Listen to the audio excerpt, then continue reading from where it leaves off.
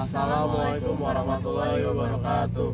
Shalom, Om Swastiastu, Namo Buddhaya. dan salam kebajikan untuk kita semua. Perkenalkan, nama saya Pandu Hadim Paritio. Nama saya Maliha Kaila Anaya Rosa. Nama saya Muhammad Askar Fajri Arasyad. Kami dari kelompok 4 kelas N akan memaparkan materi tentang asas dan subjek hukum ketenaga kerjaan. Sebelum masuk ke pokok-pokok pembahasan hukum ketenagakerjaan, kami akan menjelaskan terlebih dahulu pengertian hukum ketenagakerjaan. Hukum ketenagakerjaan merupakan hukum yang mengatur tentang segala hal yang berhubungan dengan tenaga kerja pada waktu sebelum, selama, dan sesudah kerja.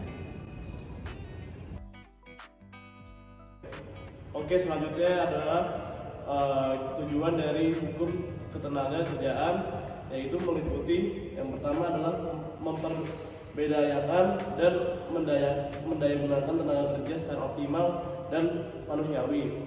Yang kedua, mewujudkan pemerataan kesempatan kerja dan penyediaan tenaga kerja. Dan yang ketiga, memberikan perlindungan kepada tenaga kerja dalam mewujudkan kesejahteraan. Dan yang terakhir, meningkatkan kesejahteraan tenaga kerja dan keluarannya. Hukum ketenagakerjaan diatur dalam undang-undang, diantaranya dalam Undang-Undang Nomor 13 Tahun 2003 tentang ketenagakerjaan. Yang kedua, Undang-Undang Nomor 2 Tahun 2004 tentang penyelesaian perselisihan hubungan industrial, dan Nomor 3 pada Undang-Undang Nomor 21 Tahun 2000 tentang serikat pekerja atau serikat buruh.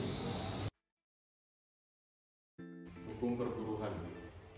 Sebelum adanya Undang-Undang Ketenagakerjaan yang dimuat dalam Undang-Undang Nomor 13 Tahun 2003, istilah yang dipakai adalah hukum perburuhan.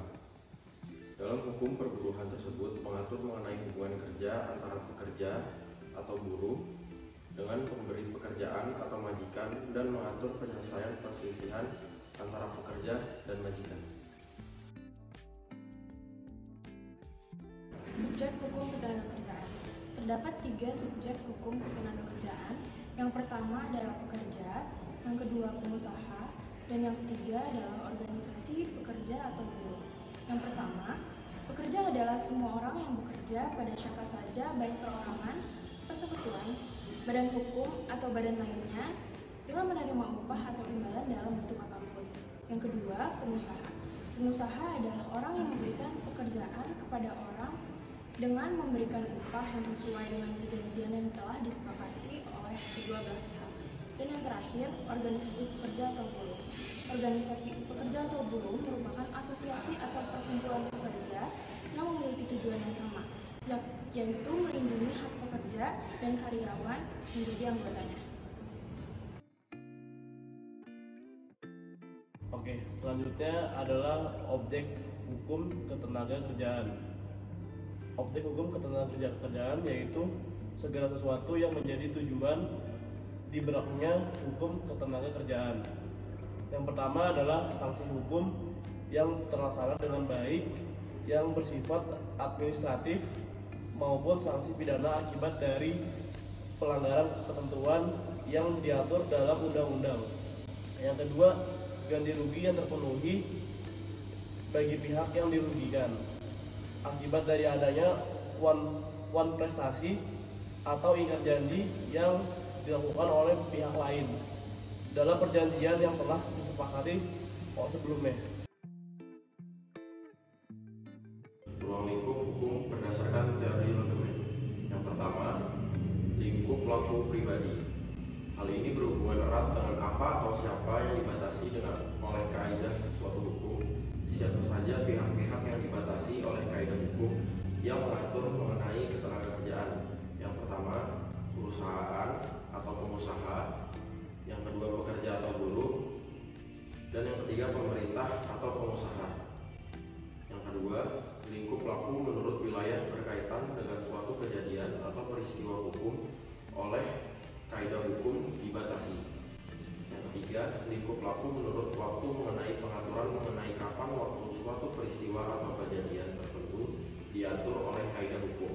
Dan yang terakhir, lingkup waktu menurut hal ihwal berhubungan dengan suatu apapun dari objek pengaturan. Yang pertama, asas manfaat, yaitu memberikan manfaat bagi pekerja, pengusaha, pemerintah, dan masyarakat. Yang kedua, asas usaha bersama dan kekeluargaan.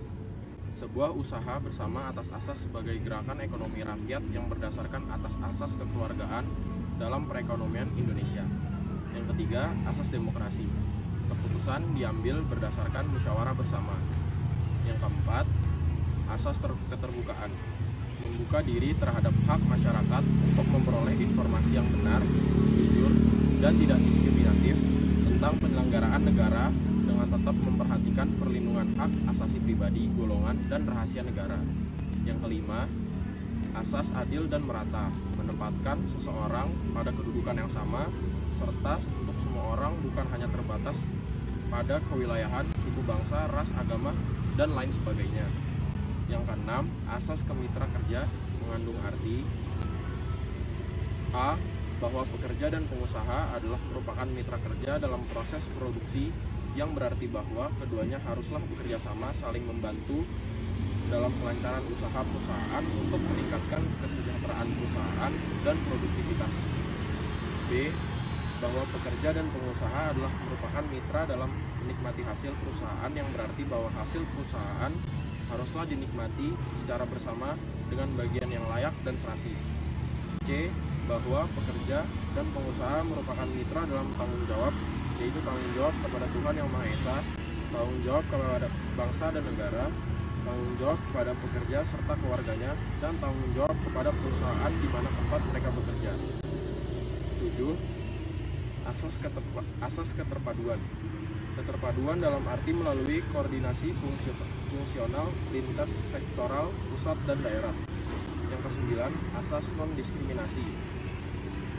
Pengupahan yang sama bagi laki-laki dan perempuan untuk pekerjaan yang sama nilainya sebagaimana diatur dalam Undang-Undang Nomor 80 Tahun 1957 tentang Persetujuan Konvensi Organisasi Perburuhan Internasional Nomor 100 mengenai pengupahan yang sama bagi buruh laki-laki dan buruh perempuan untuk pengerjaan yang sama nilainya.